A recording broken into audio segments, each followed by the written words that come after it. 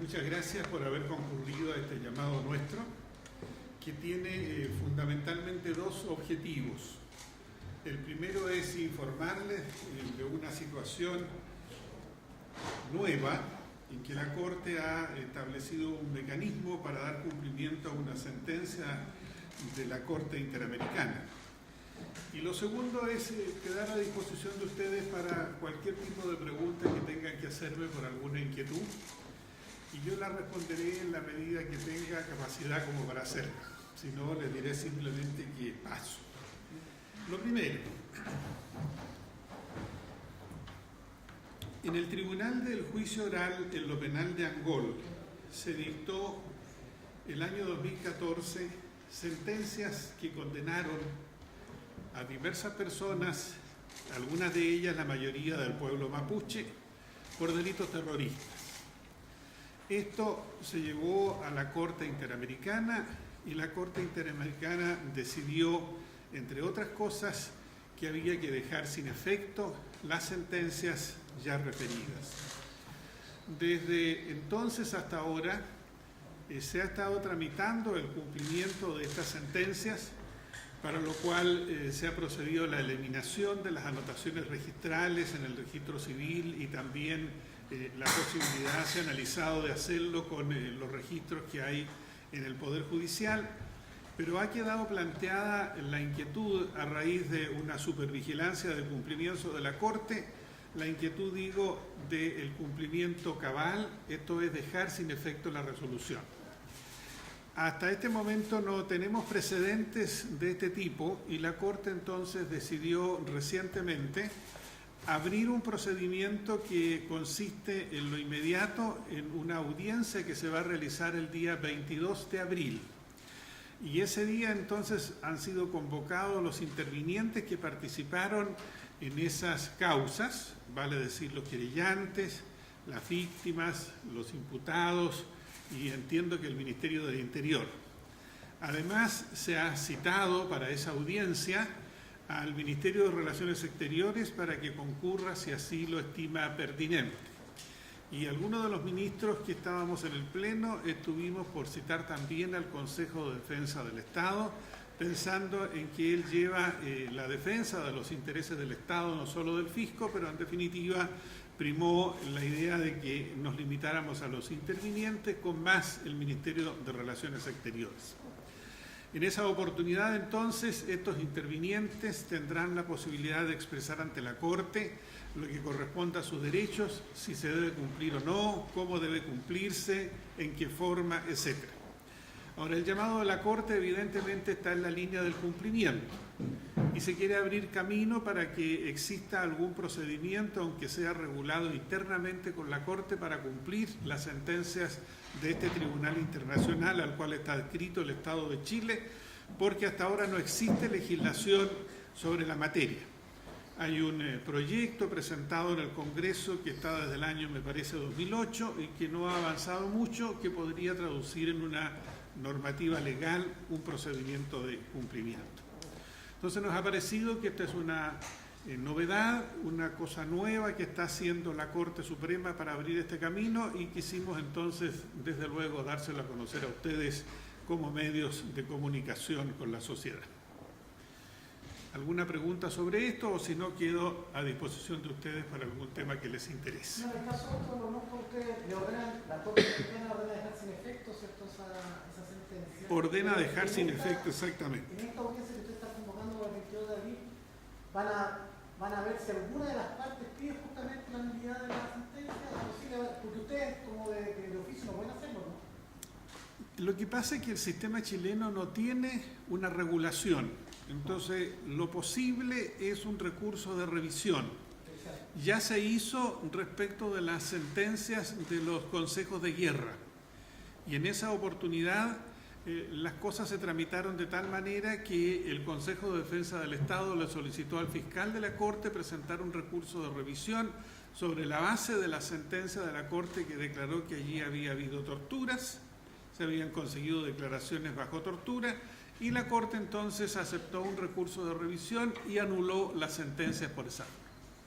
Ese es un camino que se analizó en el Pleno como posible, pero se dijo eso significa establecer una intermediación en circunstancias que la Corte está ordenando dejar sin efecto. Pero hasta ahora ninguna de las salas ni el Pleno tiene esa facultad, entonces estamos buscando este camino para escuchar a los intervinientes y luego de eso tomar una decisión que sería en ese sentido inédita. ¿Algún tipo de reparación también por parte de la justicia? ¿O eso no, porque lo que está ordenado a nosotros es eso, las reparaciones están ordenadas al Estado de Chile y en general las sentencias de la Corte se dictan respecto del Estado. Nosotros somos parte del Estado y este es el ámbito que a nosotros nos corresponde. Ministro, ¿Sí? yo soy Jaime Moreno Ojeda y quiero tocarle 3 temas. El primero, sobre los derechos humanos y los terroristas. Perdón, señor, ¿qué medio de comunicación es usted? Ninguno. Pero si me autoriza y si usted tiene la independencia para responderme, quisiera que me respondieras primero sobre terroristas y derechos humanos, que lo hace presente para adelante. Segundo, el caso de Camilo Soria. Y el tercero, de Nelson Caucoto. Voy a partir por los terroristas. Quisiera decir por qué. Perdone, señor. Ministro, Perdóneme. Los derechos humanos Perdóneme usted. Para proteger a los terroristas. Este encuentro está como... Han violado y han protegido a los terroristas Usted, y en las causas. Escúcheme un poquito. Este encuentro está como... ¿Por qué usted invitó a Nelson Caucoto al seminario y no invitó a otros que son críticos de la conducta prevaricaora en la Corte Suprema? ¿Por qué, señor? ¿Me quiere dejar tranquilo? Porque el ministro, en este momento, tiene los principales responsables. Camilo Soria del Partido Comunista y Camilo Soria protegió a los terroristas que actuaron durante el gobierno militar. ¿Qué pasó con eso? Es decir, la Corte Suprema y el Tribunal Supremo, que el ministro de Justicia y yo de izquierda han sido consecuentes con lo que ha dicho el ministro, porque su conducta con respecto a Camilo Soria, que va a pelear con una habilidad de negociación, era un comunista que usó su condición de diplomático para proteger a los terroristas que atacaron durante el gobierno militar. ¿Usted por qué invitó a Nelson Caucoto como gran relator sentado al lado de él para hacer un seminario sobre derechos humanos? ¿Dónde están los derechos humanos de la gente que fue afectada por estos terroristas? Usted sabe que el Partido Comunista, el Partido Socialista, el MIR, Feto Manuel Rodríguez, eran movimientos terroristas durante el gobierno militar. ¿Y eso para usted es un atenuante o es un agravante? Ministro, lo acuso de estar predicando en contra de todos los militares que tuvieron la misión de combatir el terrorismo en Chile. ¿Usted es condenado por violación a derechos humanos? ¿Usted es condenado por violación a derechos humanos? Yo estoy por predicación. ¿Usted es condenado? No, estoy condenado. No. ¿Está procesado? Procesado, sí. Por dos causas. La primera causa, la causa de la Arellano, donde yo era oficial subalterno de Serena, y el señor. ¿Usted violó los derechos humanos? No, jamás. ¿Y por qué Jamás. está procesado? Porque la justicia está en manos de los comunistas y los comunistas están persiguiendo. Y lo peor de todo, que todos los periodistas que cubren los tribunales, salvo excepciones, son absolutamente vendidos a la izquierda. ¿Está procesado por violación a Sí, por dos cosas. Estoy en el caso Cheire, de la camarada de La Serena, y estoy procesado por tortura. ¿Cómo viene el delegado ministro de la Corte Suprema? Porque soy un civil que tiene el derecho como ciudadano de decir lo que yo creo que se está cometiendo una injusticia. Ministro, lo acuso de prevaricador de los derechos humanos. ¿Usted es comunista, no? Se nota. Yo le investigo el cuento que estaba totalmente entendido a los comunistas. Justamente, ¿de comunista será? ¿Usted es lo que aquí defiende? No, yo soy perjudicado por ustedes, por los comunistas, por la izquierda, que está manejando toda la parte de las leyes. Esto es imposible que siga así. Bien, muchas gracias. Vamos a seguir con los señores periodistas, ¿no es cierto? Que quieran... Gracias, ministro, por su independencia para contestar. Los señores periodistas que quieran formular alguna pregunta.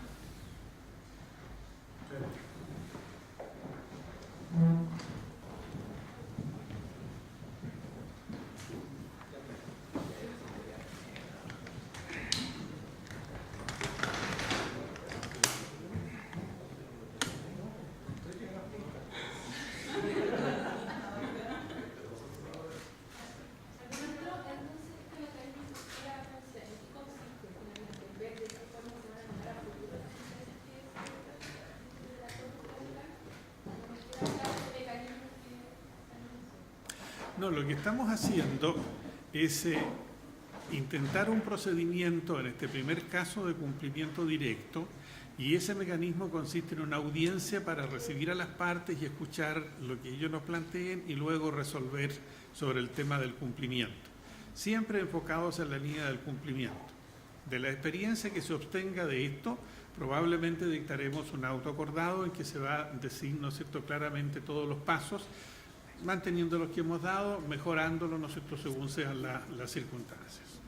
Ministro, ¿alguna reflexión respecto de esta iniciativa o idea de extender el control de identidad a menores de edad? Hay bastante crítica al respecto, hay una polémica también sobre ese asunto. ¿Alguna reflexión sobre eso?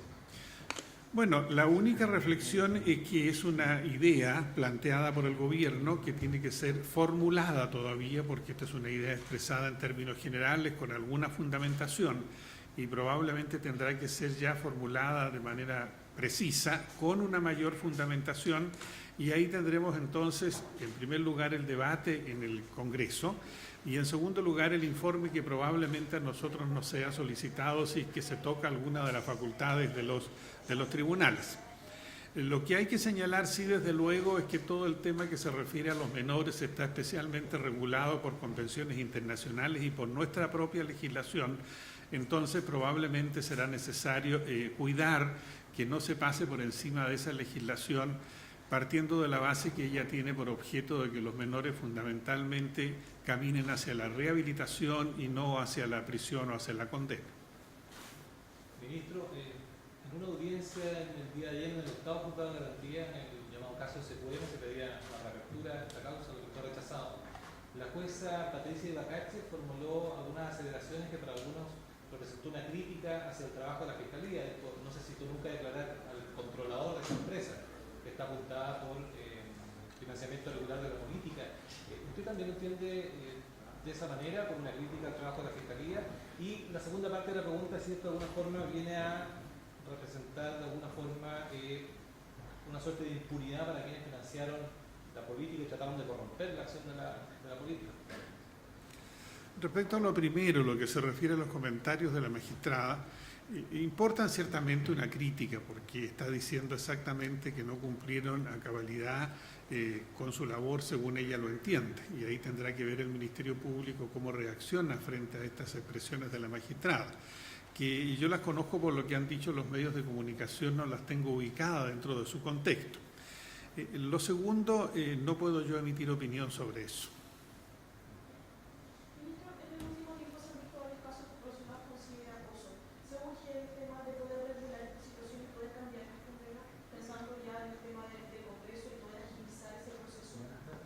Evidentemente es urgente y necesario hacer algo en ese tema que no está debidamente regulado y que tiene toda una serie de implicancias técnicas que no están considerados en la generalidad de la legislación.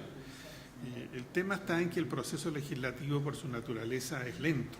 Entonces, tiene que decidir, en ese procedimiento tiene que decidirse entre actuar con extrema rapidez a riesgo de no ser preciso y no cumplir con el objetivo de la ley, que es una prevención de carácter general, o demorar un poco y tener una ley que responda de mejor manera a las necesidades frente al juzgamiento de un delito.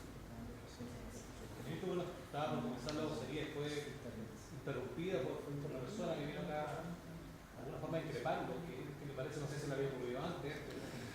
No me había ocurrido antes. No hemos tenido el suficiente resguardo para que solo periodistas estén en este punto de prensa, ya lo tendremos en oportunidades sucesivas, pero no está mal que las personas se expresen en definitiva, ¿no es cierto? Esta imputación que me ha hecho, ¿no es cierto?, de prevaricación, la tomo como la expresión de alguien que está muy dolido y molesto porque probablemente desde su punto de vista las cosas no se han llevado de la manera que él pensaba. Lamento sí que él no se haya sometido al orden, porque yo pensaba pedirle que él al final expresara sus cuestionamientos o sus preguntas y permitiera que ustedes primero hicieran lo suyo cumpliendo su labor, de manera tal que ustedes pudiesen quedarse si querían a lo que él quería plantear. Pero bueno, él lo hizo como una interrupción y ya está hecho.